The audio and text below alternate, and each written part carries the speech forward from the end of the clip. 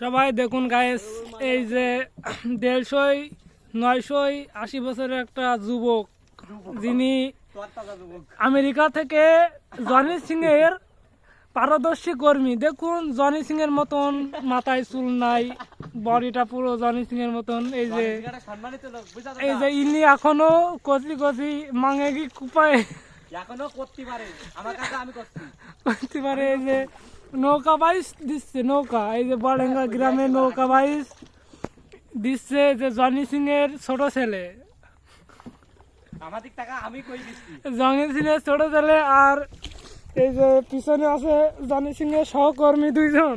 ও ভাই সবাই দেখুন।